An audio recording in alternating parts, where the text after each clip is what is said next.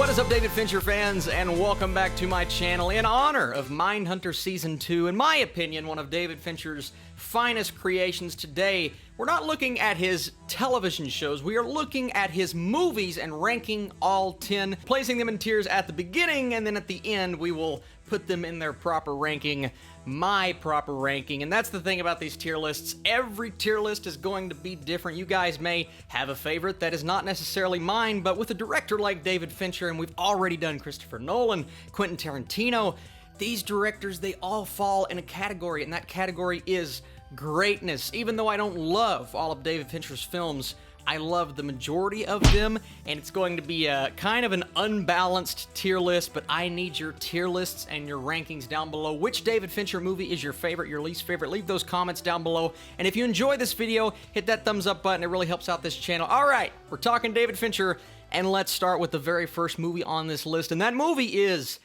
Alien 3. Yeah, it's a David Fincher film, and it doesn't feel like a David Fincher film because his filmography is it's just so impeccable. You look at the filmmaking and the cinematography and the shot selection, all of his movies have this distinct style to it, except for Alien 3. Alien 3, it's his first attempt at a feature film, and in my opinion, he's just kind of going along with what the studio told him to do, and that's okay. You're a young filmmaker, and when you get thrown into a situation like this, bringing us a movie in a franchise that is already beloved, and then executing it in this way, and I don't necessarily blame Fincher for what happened. I'm not saying this movie's a mess, by the way. I do like certain things about it, and Fincher's style does start to creep out if you look at the shots and just the opening of the film on the planet. The look of that aspect of the movie is really a look that's like, yeah, that could be David Fincher, and I see that all throughout the film, and there are iconic moments in this movie, especially when you look at the character of Ripley and what happens to her character. Her character arc was nice. There are certain other storylines and things that happen in the movie and things that kind of cut off continuity for certain characters that we loved from the prior two films that I didn't love. And here's my big thing about Alien 3. It's not one I want to revisit. It's not one I want to go back to. I watched it the first time and I'm like, yeah, you know, and I watched it the second time recently to get prepared for this list, and I feel the same way. I'm just like, yeah, and I know there are multiple versions, director's cuts, this and that, but from what I've seen, I'm just not a big fan of Alien 3. Because of David Fincher and the young filmmaker that he was at the time, I'm going to put Alien 3 on the meh tier because I don't think it's bad. Like I said, iconic moments, great shots, gorgeous cinematography, really good music, but the movie as a whole, it just kind of trudges along.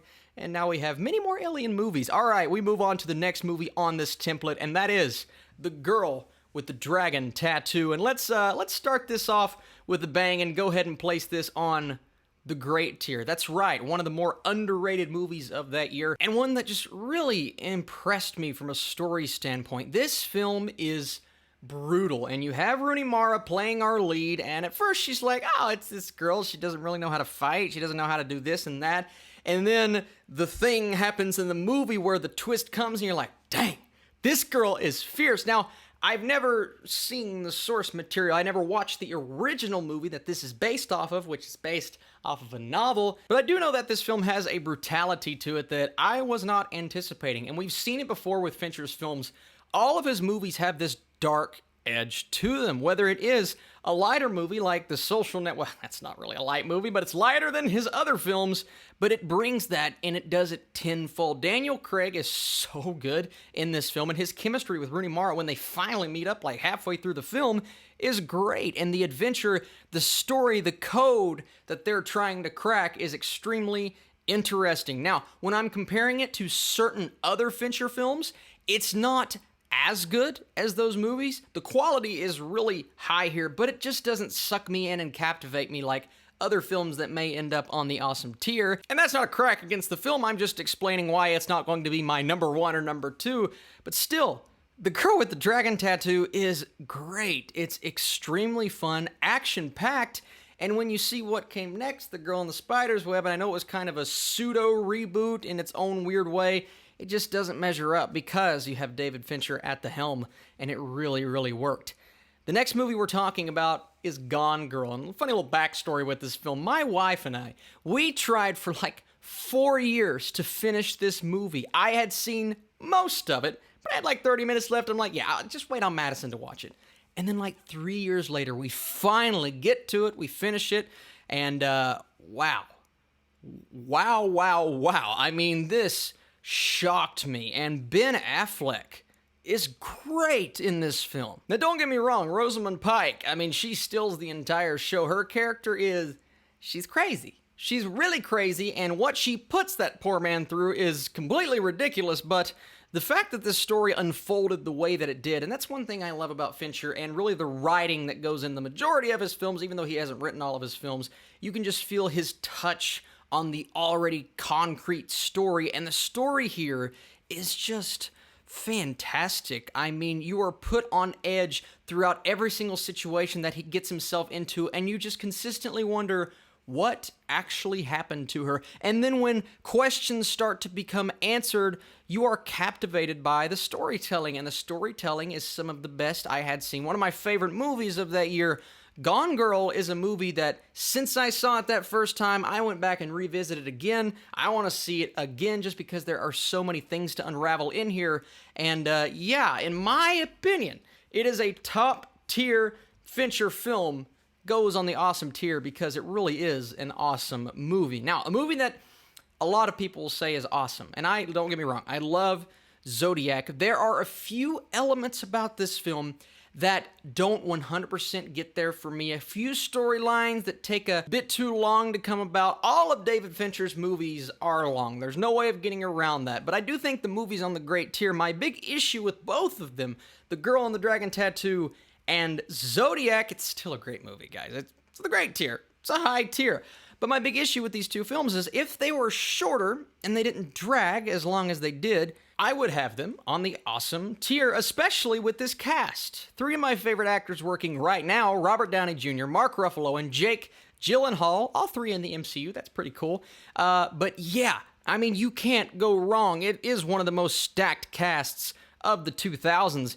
And Zodiac really is an interesting story. It's a story all about the Zodiac killer, and Jake Gyllenhaal becomes obsessed, I mean obsessed, with finding out what all went down. And these 3 men, they basically destroy their careers because they become obsessed with this case, and they're trying to figure out who is the Zodiac killer. And the way that it unravels is fascinating. The filmmaking, as always, I mean, that's a golden standard with David Fincher. It's fantastic. And Zodiac really is one of the better movies of the time period. It's definitely high up there in 2007, the same year that brought us There Will Be Blood and No Country for Old Men. I mean, it's hard to compete with films like that. I do think this movie gets close. I do think the length is an issue here, and there are certain issues I have with the pacing, but it's still one of the best David Fincher movies, one of the best movies of that year. And Zodiac, if you haven't seen it and you love a good mystery and solving crimes, and this is the one movie I look at and I say, this, in my opinion, is what led into Mindhunter. This is the most like Mindhunter out of all of his films. Yes, they're very similar causes, but just the filmmaking techniques as well. Overall, I really love Zodiac. I think it's a great movie. And then, well, I mean, we can't talk about Can we talk about Fight Club? That's the first rule. I just broke the first rule. But Fight Club, I actually just watched that today. Again, I love the film. I think it's great. And before rewatching it today for the first time in like 3 years, I probably would have put it on the awesome tier.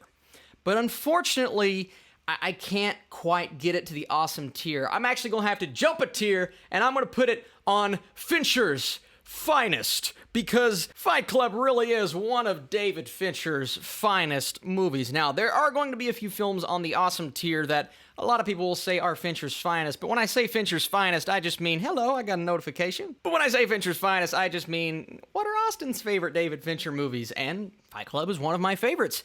Why is it so good? Why is Fight Club a movie that really revolutionized how audience members absorbed movies at the time? And we had seen plenty of films with twists and turns. It's around the same time that The Sixth Sense comes out, and you have the, ooh, what's going to happen next? And ooh, let's go back and let's look at all of the things, and were there context clues in the movie? But then Fight Club comes out, and it just blows everyone's mind because this one guy has multiple personalities, and Tyler Durden is just one of the coolest characters of all time. Brad Pitt plays him to a T, but it is Edward Norton's character here that really just steals the entire show. He goes throughout the film narrating what's happening in his life, and it's this descent into madness, really, that you don't know it's a descent into madness at the beginning of the film. If you haven't seen Fight Club, by the way, might not want to watch this. But as his personality begins to unravel and things begin to get worse and worse for his situation and the situations of the people around him,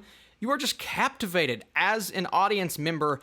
And the way this movie is laid out is one of the coolest things I've ever seen. You explore what's happening in his mind, but you see it on the screen, and there are characters around him that give you context clues, like I said, into the situation that's actually happening. But once again, you don't know until Fincher starts to give you the answers, and it's not one of those films where you have to go back and you have to look for the answers. No, Fincher tells you at the end of the movie what actually went down, but that was, in my opinion, a brilliant decision because it did still shock the audience, and it's all about the journey to that destination, a destination which was just pure entertainment, and that's what Fight Club is. It's so entertaining. It is a plot unlike any plot still to this day that I've ever seen in a movie. It's this group of people going around causing chaos, and it all starts from the character of Tyler Durden, which is the character that Edward Norton is playing, and it's insane.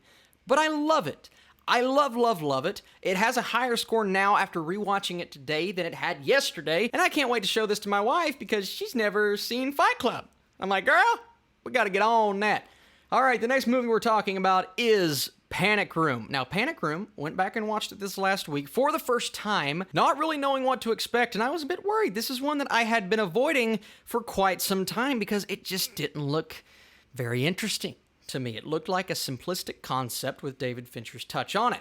Now, what did the movie end up being? A simplistic concept with David Fincher's touch on it, but it was more entertaining than I thought it was going to be, and the performances here are good. You have Forrest Whitaker, Jared Leto, you have Kristen Stewart. I'm like, Kristen Stewart's really good in this movie. There are so many great performances and just a buildup of tension in this film. You have two characters, their house gets broken into, they have to hide in this panic room, and there are three psychopaths trying to get into the panic room, and that's the entire movie. It's very simple, but the way that it plays out and unravels, I did have issues with the end, and there are cliche things that the characters do, such as running out of the panic room and trying to be very quiet. Of course, you bump into something and it falls down. It's a lamp in that situation. I'm just sitting back going, did you have to add in a cliche that is that predictable with a genre like this? Okay, once again, David Fincher, he was still young. This was one of his earlier movies, but I still really enjoyed it. I can't quite get it to great.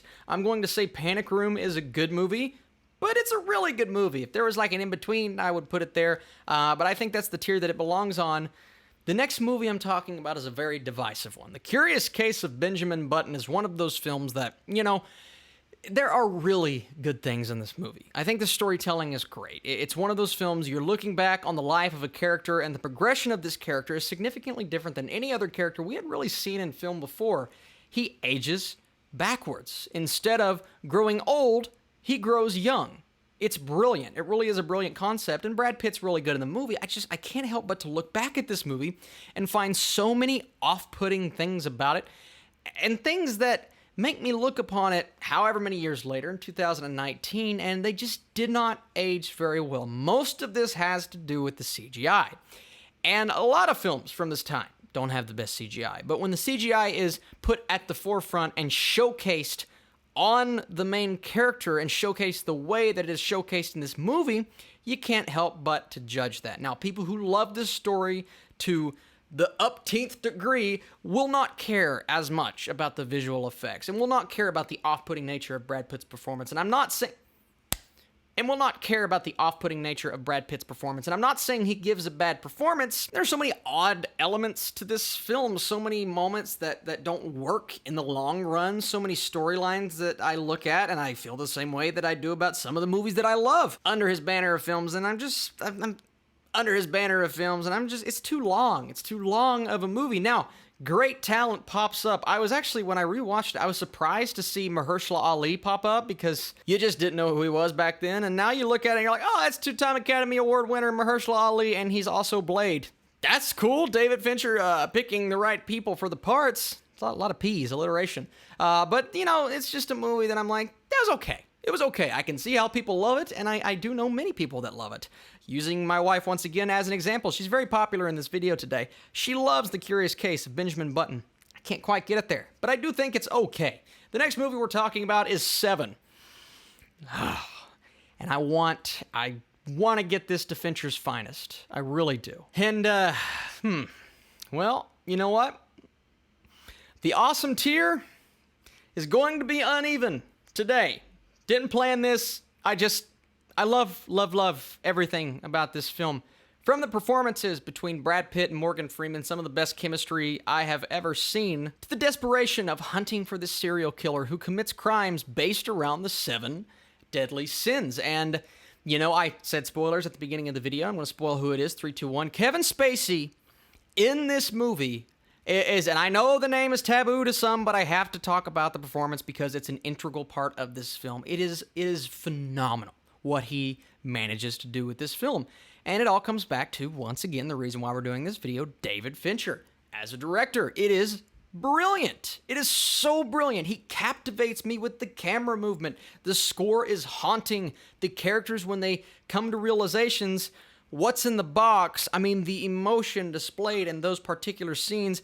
And then you have this chase, this manhunt all throughout this entire movie. Brad Pitt, he's the young gun. He's trying to prove that he can do this. Morgan Freeman, he's the grizzled old cop, and he knows what is right, and he knows how to go about it, but he cannot handle this situation as well as he'd like to.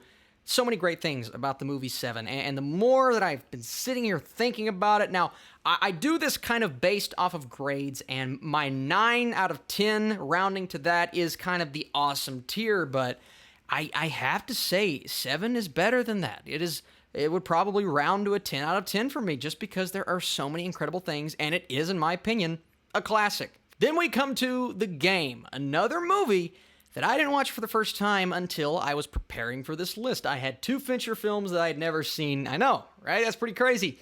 But I'd heard really good things about The Game. Then I had heard some things that weren't so great. But I tend to actually agree with the great things that I had heard because I do believe The Game is a great movie. This is one of Michael Douglas's best performances I've ever seen. As I've been saying for multiple Fincher films, it is a slow descent into madness movie. As this character begins to lose his mind, as things are going crazy all around him, you can just see the sheer panic in his eyes. And it all starts from a guy that just wants to give his brother a good birthday party. And that's what the movie turns out to be. I was shocked by the ending of this film. The fact that it was all a game this entire time. I'm like, what the? And I need to go back and I need to see the movie again because there are going to be very obvious things that set that up. But I loved the twists and turns. I know it's an older movie, but it feels new to me. And I didn't have anything spoiled for me going in, so that's awesome. The Game was a shock to me. And once again, you can see Fincher just developing and honing in on his craft and really turning into the filmmaker that we know now, one of my favorite directors working today, with magnificent performances from all of the side players, especially Michael Douglas. Now, I do have some questions about things towards the end. Questions that have to do with integral moments in the plot, like, what if he would have done this, he would have died, and everything that was considered a joke would have been getting a man killed. So there are questions I have, very important questions to the plot. But I don't think this movie's too long. I don't think it drags out like some of his other films. I think it's a really concrete and tight film. I just have questions about the plot, and certain things about the narrative just don't make a lot of sense to me, but I still had a great time watching it. It is thoroughly entertaining and one of Fincher's movies that shocked me. And the final film on this list, before we get to my actual ranking, is The Social Network. And The Social Network is one of my favorite movies of all time. I love this movie so much. It goes on Fincher's finest and one of the tightest scripts I've ever ever seen. I mean, written by Aaron Sorkin, directed by David Fincher, nominated for all of the awards. Andrew Garfield's defining performance to this day. He was incredible. But you have Jesse Eisenberg as Mark Zuckerberg, and it's all about the invention of a website, the invention of Facebook, but what they had to go through in the legal battle that they're facing throughout the entire film, and it's all about captivation by dialogue. That's all this movie is. If you don't care, if you don't like the characters, well, I didn't like certain characters, but if you don't care about the situation, then you're not going to like this movie. But this movie gets you to care about this situation. It gets you to understand the motivation behind why certain characters kind of shut people out that may not have deserved to be shut out entirely from this corporation making a lot of money. And it really is. It's a cutthroat industry, and it's ruthless what Zuckerberg does to some of these people. But it's also ruthless what some of these people do to Zuckerberg. And it's all about finding out what actually happened, what went down with the invention, the creation of Facebook, and I love everything about it. Heck, you even have Justin Timberlake in there giving a great performance. Guys, this movie is top-notch for me. Not just of that year, not just in Fincher's filmography, of the decade. It may be in a countdown that's coming later on this year, but I love it. I love everything about it. It's when Fincher, all of his quirks and the elements that make his movies great, came together to create a brilliant package with wonderful writing by Aaron Sorkin, like I said. But that is my David Fincher tier list. But it's not in the order that I want it to be in. We're going to switch a few things up here, and we start at the main bottom at number 10, and it's kind of nice that there are 10 movies. It's the top 10. Alien 3, in the appropriate spot at number 10. At number 9, The Curious Case of Benjamin Button. At number 8, Panic Room. Now, at number 7, we are going to leave the game exactly where it is, but we are going to switch The Girl with the Dragon Tattoo to number 6, and Zodiac comes in at number 5. At number 4, obviously, it's going to be Gone Girl. 3, 2, and 1 are difficult movies, and in my opinion, they're all just, it's like a sliver, like a hair of how we're going to rank them, but I'm actually going to put 7 at 3. 7 at 3. All right. Fight Club at number 2, and The Social Network at number 1. Now, that could be shocking to some because a lot of people are going to have Fight Club. It's obviously the best Fincher movie. It may be the best, but there is a big argument to be had about The Social Network. In my opinion, if I had to argue for one, I would slightly go with The Social Network. It may not be a classic, but 1, not enough time has passed. And 2, I just think everything goes perfectly in really all 3 of those movies, but I just prefer The Social Network. But those top 3, man, I mean, these are just top-notch movies. All 3 would easily be in my top 100 films of all time, and I love David Fincher's filmography, but his movies in general, they're movies, if you have not seen one of these, please go and check them out, and if you haven't watched Mindhunter, it is David Fincher at his finest, and Mindhunter, if I had to place this on anything, I would put Mindhunter on Fincher's finest as well, because it really is just one long and beautiful masterwork of filmmaking. But that's enough praising David Fincher. This has been my David Fincher tier list. Is there a director you guys want me to tackle next? I know a lot of people have been talking about Martin Scorsese. I'm going to wait until a little movie called The Irishman comes out to actually do that video, but I need to go back and I need to rewatch some things, so I will definitely get started on that. And of course, more superhero-themed tier lists to come. Star Wars is coming eventually, and I'm working on a very special animated tier list coming very soon. You guys are the absolute best. Very busy week ahead. We're going to be doing some live streams this week, and I'm so excited. If you want to check out my Patreon page, even more rankings and lists and things on there. Thank you guys for watching, and I'll see you very soon.